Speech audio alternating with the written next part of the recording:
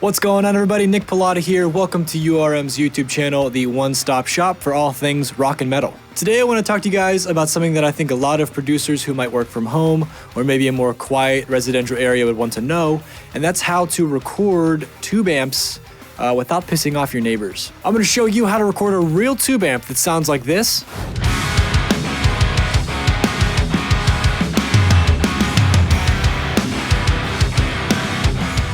Without waking your dad up from his afternoon nap. So let's talk about my situation here. I'm in my home studio here with a lot of people living around me in my area. So really playing through a 4x12 cabinet with a 100-watt head in the middle of this room here, blasting it, would really probably upset my neighbors. And I don't know, maybe some of you don't care about the noise. You should care or else you're gonna get evicted. Which means we absolutely have to find a solution. This is where attenuators and load boxes can come into play.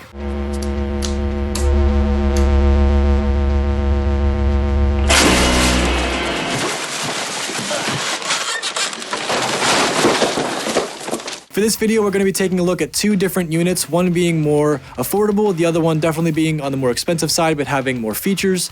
We're going to record some examples, we're going to analyze them, and then I will leave it to you guys to determine your decisions as to what you think these things sound like. So what is an attenuator? An attenuator can be thought of as a volume control that you will put in line between your amp and your actual cabinet itself. This means you can crank your amp's volume up to that badass, turn it up to 11 sound, but then also be able to turn out the actual volume going into the cabinet so you can still listen to the tone that you like but at a quieter level. These are definitely good for things like practicing quietly in your room while also still using the gear that you'll want to use live. Now on the other hand, a load box is designed to replace the speaker itself, allowing for silent recording or a direct feed out to a PA system. It has the same impedance as a cabinet and provides a proper load for the power that's being pushed out of an amp so that you can safely record your amp without having to use a cabinet. Now there are two different kinds of load boxes, resistive and reactive. Resistive load boxes are essentially a bunch of resistors that basically takes the power from the amp and turns it into heat. Reactive load boxes are much more complex as it's basically a line of resistors and capacitors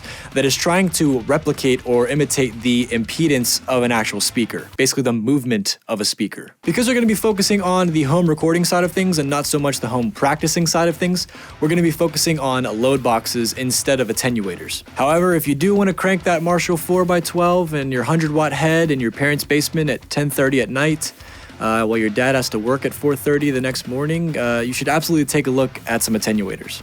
I didn't really know that attenuators existed when I was like 16, so I'm sorry, Dad. My bad. So now let's take a look at the two units that we're going to be using for this video. The first one being the Mesa Cab Clone. This load box has a very simple, easy to understand design. It's passive, meaning it doesn't require any power to use. You can just plug this directly in line with your amp without having to plug in any power cables or anything, which is super handy. There are 5 plugs on the back, 1 being an input, 4 being an output, and then we've got 1 knob and 3 switches on the front. These cab clones are also made with specific ohmage, 4 ohm, 8 ohm, and 16. For mine, I'm using the 8 ohm, and I've found that that is more or less the most common one that people purchase. So there is an input on the back, and that is going to be coming from the speaker out from your amp. You're going to have to make sure that the speaker out from the amp is the same ohmage as your cab clone. So if it's an 8 ohm amp and you're going to come out of the 8 ohm out from the amp, make sure that you have an 8 ohm cab clone. Next to the input is the through output, and this is where you essentially would plug in a cab and run in line with this. So essentially you could record this and then also go out to a speaker and simultaneously run your signal to a cabinet as well. In this case, the amp and the cabinet would work the same as they normally would. You're just putting this in line to either capture the direct out or also capture the line out from this unit. Speaking of that, next up is the direct out, the balanced direct out from this thing. It's an XLR out that essentially is why you would want to use this unit. You would push this out and it would basically create a simulated cab sound connected with your actual amp that you plugged into it. If you understand what impulse responses are, or you understand what cab impulse responses are, then you can understand that this thing has just some built-in cab sims into it, which is if you plug this XLR out and plug this into, say, a preamp or a PA system, you would essentially hear your amp running through a cab sim. Next to that is the line out, which bypasses the cab sim and just gives you the amp out signal from your amp. So basically just the sound of the amp itself. which you could then put IRs on in post in your DAW if you'd like. And then finally, at the end of this thing is a headphone out, which means you could basically just plug in some headphones and use this as a practice amp anywhere that you'd want. But keep in mind that if you plug in a headphone out, it's going to cancel out the balanced to direct out. So these two are on the same signal. If you flip it around and look at it on this side here, we'll notice that we have basically an input control. There is a mic level, an instrument level, and then a line level. Typically, I'm going to put this thing on the mic level if I'm recording the balanced direct out, and I'm going to put this on the line level if I'm going to be recording the line out from this unit. Next to that is a simple phase switch and a ground lift.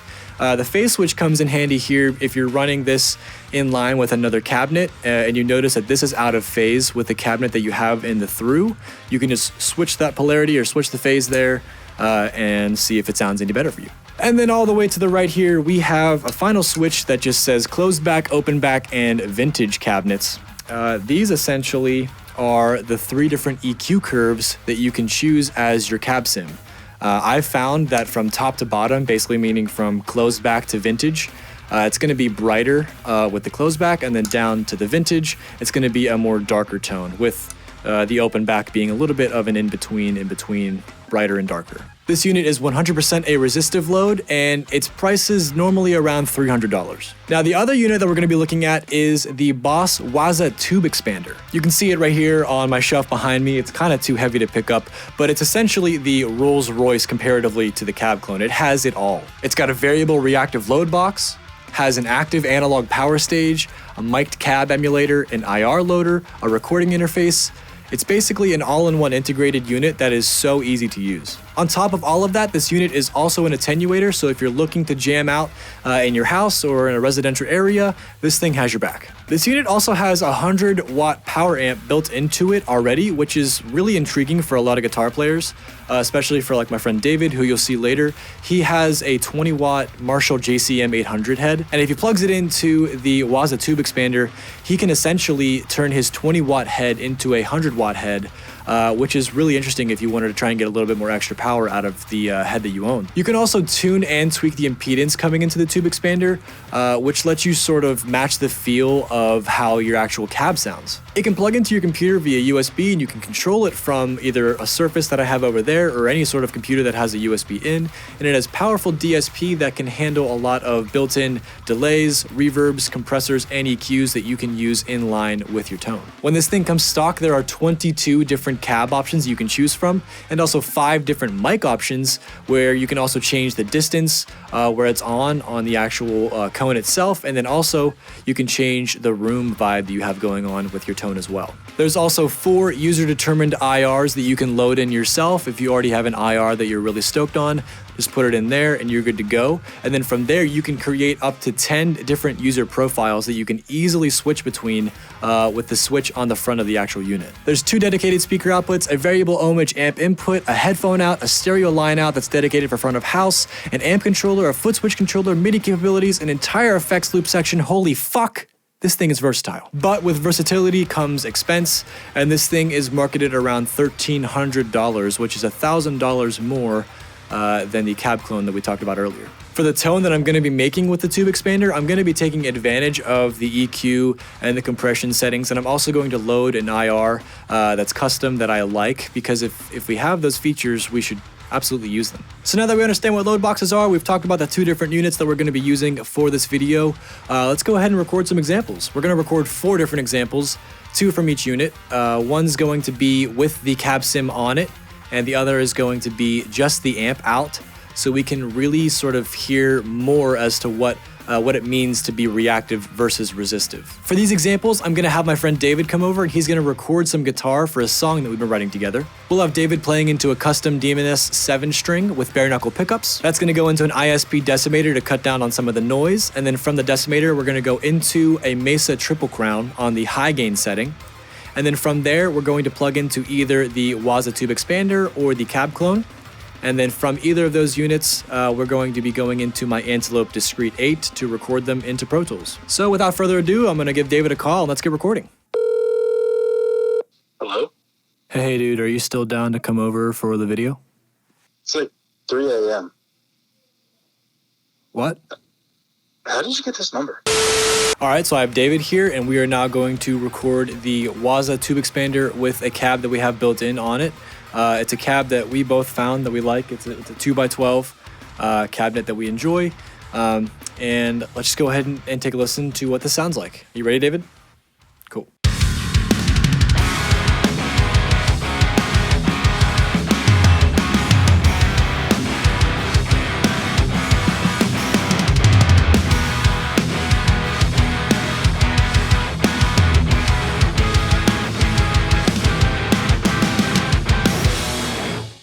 Now what I'm going to go do is head into the editor for the Waza tube amp that I showed you earlier, and we're going to turn off the cab sim, so we're just going to get the recording out from the actual sound of the amp. So no cab simulation whatsoever. However, what I'm going to do is load up this plugin called Pulse by Lancaster Audio, and I've gone ahead and just loaded an IR that I made. It's just a 57 off-axis on a Mesa 4x12.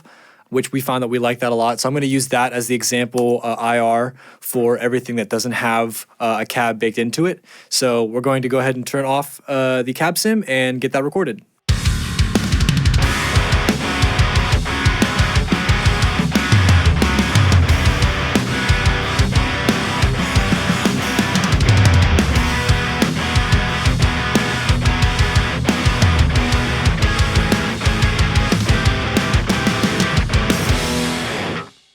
So that essentially is the two recordings that we're going to do for the Waza.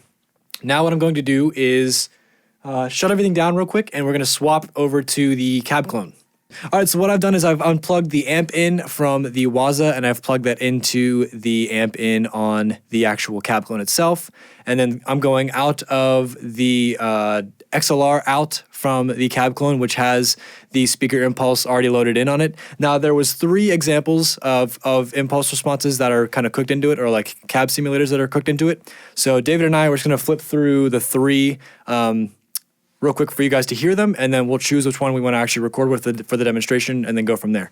So the first one we're going to start with is the closed back, and then we'll go to the open back, and then we'll go to the vintage. So let's start with closed back.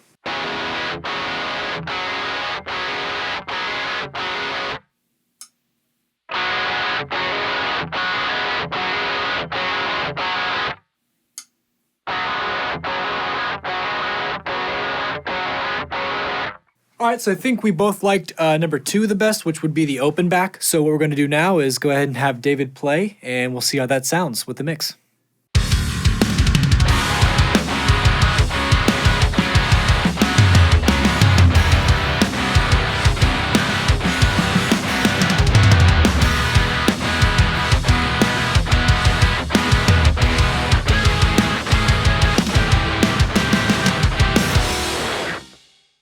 Okay, great. Awesome. So that is recorded. We have the Cab Clone now recorded with the amp sim on it. So now what I'm going to do is I'm going to unplug the XLR out from the Cab Clone. I'm going to plug in to the line out of the Cab Clone, and the line out is an unaffected signal, which means that I am just getting the sound or the tonality of the attenuated signal from the amp itself. So there's no cab sim on it whatsoever. We're going to use the same exact impulse that I used earlier from Lancaster Audio, the Lancaster Audio plugin, but it's my impulse of the 57 off-axis for the Mesa. So I'm going to go ahead and swap that, and we'll get started.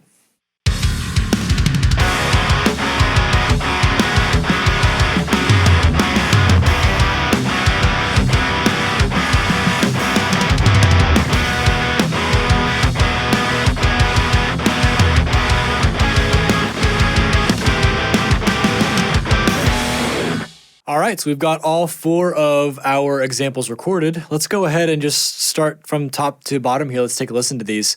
First thing we'll listen to is the Waza with cab. Actually, before everything, I'm going to group these together. We'll call this Waza with cab. Group Waza no cab. And group CC with cab.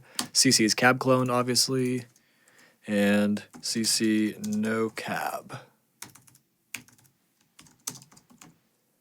Wonderful. Okay, so let's take a listen to the Waza with cab.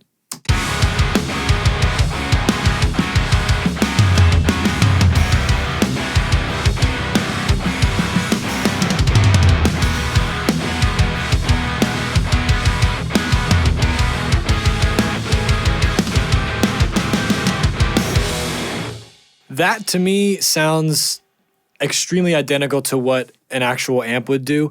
I'm getting the push and pull from the actual reactive load. I really like how that sounds. Let's take a listen to the cab clone with a cab on it and see how that sounds comparatively.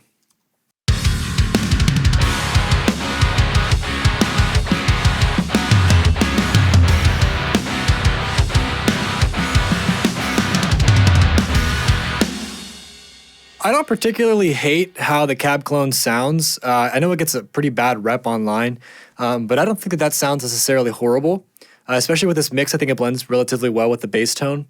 But what I am totally getting out of this is, you can even see in the waveform, just comparing this waveform to this waveform here, I mean, this, you can totally tell that this is 100% resistive and that we are not getting a push and pull type feeling of the impedance that the impedance curve that a speaker actually does, whereas this absolutely is capturing that for sure. Let's take a listen to these soloed. We'll start with the Waza and then go to the cab clone, and you'll see that whenever this goes to here, that's when it's going to be the cab clone. So first of all, here's the Waza.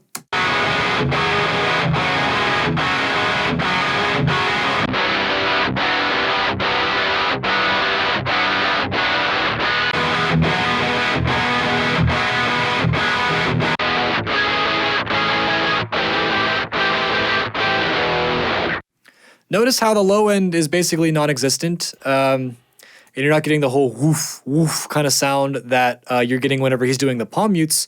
I would have to say that that's probably because of the difference between resistive and reactive. You're not getting the whole low end sort of push and pull that you would get from a normal cab with the cab clone. Now let's go ahead and take a listen to just the actual amps themselves between the two. Again, waveform wise, you know, this is without a cab on it, so yes, it does look a little blocky, quote unquote, but comparatively, I mean, this is what I'm getting out of the cab clone. So that is 100% way more dynamic than this.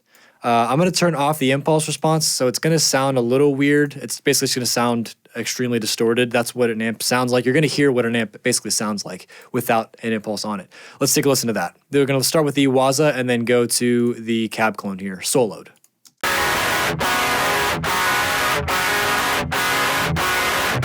And now the cab clone.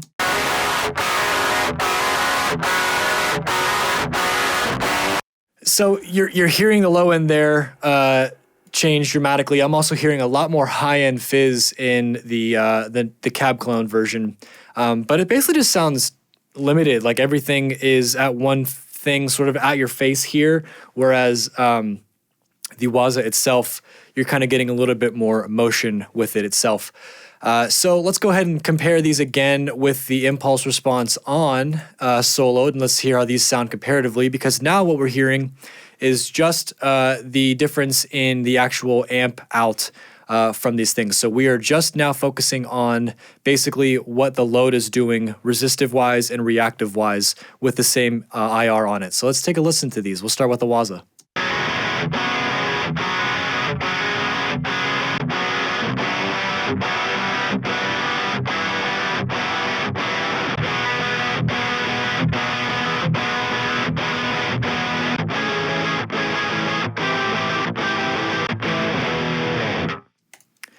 Again, a main thing that I'm hearing is sort of a difference in that low end consistency. So what I could try and do, which I can't really replicate a reactive load box with a resistive load box, but what we can do is EQ match something to make it sound like something that you do like. So let's say you were given, you know, this cab clone here, and you're not necessarily happy with how it sounds, but you do have an amp signal that you really enjoyed from a previous record that you did or something, or even you did this example yourself and you want to sort of match the cab clone to this, we can do that through the use of EQ matching. So for this example, let's say that we want to match how the cab clone with no cab sounds with the Waza with no cab sounds. We'll keep the impulse on there just to see what the actual EQ curve is differently from the two of them. So the first thing I will do is go up to I/O, and I'm going to create a new path in my bus section. It's going to be a mono path, and we will call it key. You can call it whatever you want. I'm just calling it key. Hit OK. And what we want to do is basically send the Waza out to this key. So we'll make a new bus send on the Waza aux there, and we will turn it up all the way to 0. So we're getting full signal being pushed to this key send. And now what we're going to go do is go down to the inserts on the Cab Clone No Cab, and we're going to go to FabFilters Pro Q2. Now, FabFilters Pro Q2 has a EQ match feature. So basically what you have to do is, first of all, set the key input. So we're going to set this key input down here to the bus and hit this mono key insert. That's why I called that bus key, because you're basically just setting it up for the key to trigger this actual EQ. And what that does is that's going to send this send signal into this plugin. And then down here where it says post, we're going to highlight over that, and this pops up with the EQ match here. We'll click that, and what we have here as reference is sidechain. You want to change that to the sidechain input, which is what this is. This is a sidechain key. So now all you have to do is just solo the CC No Cab and the Waza No Cab, and we'll hit play, and you can see that it's going to try and figure out the difference in EQ between the two.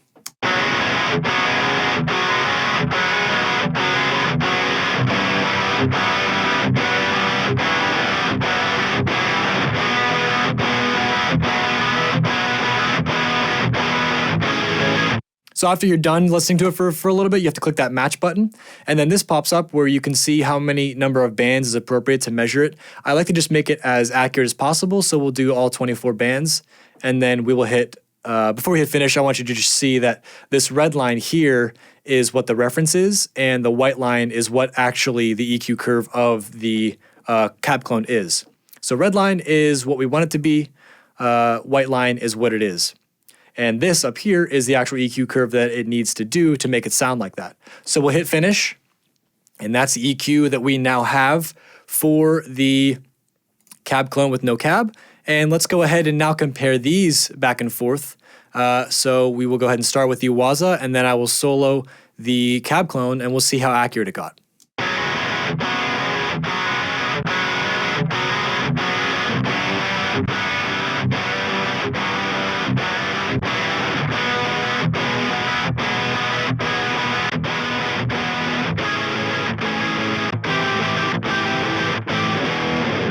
So I would say that that got fairly accurate. I think this is a little louder than the actual Waza. So I'm going to turn this down about like maybe 1.5 dB, and let's redo that to see if that will skew any of our opinions on this. So now we're going to listen to that once again with it turned down a little bit. So here we go. Start with the Waza.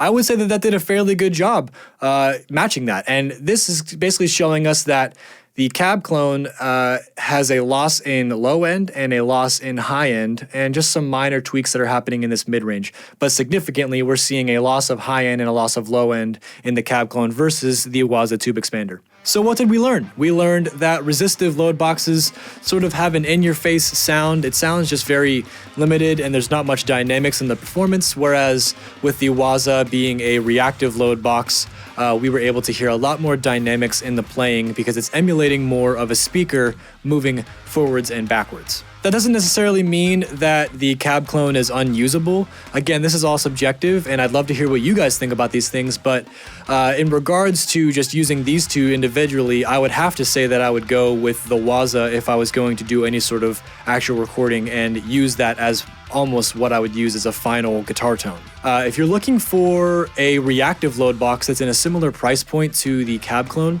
there is something that Sir has made called Sir Reactive Load. I think it's $350, so basically $50 more than the Cab Clone, and it is strictly just a load box that is a reactive load box. It doesn't have any cab sims or anything on it, so you're just going to get the amp out signal, but it's going to be a reactive load. So for $50 more, if you like the sound of a reactive load box, then I would absolutely consider looking into purchasing that, because that can get you pretty similar to what you're looking for. I've used it before, I do like it. I just didn't have it today for this example, and I wanted to show the difference between two different things that could actually push cab sims out. And that's a great recommendation past Nick.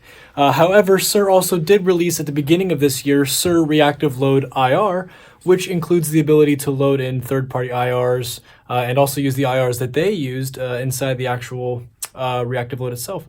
So yeah, back to you, past me. So there you go, guys, a comparison of a resistive and a reactive load box, and also a way to EQ match guitar tones that you're not necessarily stoked on to tones that you are pretty stoked on. And also, if you guys liked the impulse response that I used here, the SM57 off-axis that I used for the no cab examples, I'm going to include that in a link in the description, so go ahead and download that, use that in your mixes if you'd like. But I want to hear from you guys. Go ahead and leave any comments down below as to what you thought, which one you might use, whether or not you like the reactive or the resistive. I'd love to hear what you guys have to say. If you have any ideas for more videos in the future, please let me know. As always, thanks for watching. I hope you learned something. I'll see you later.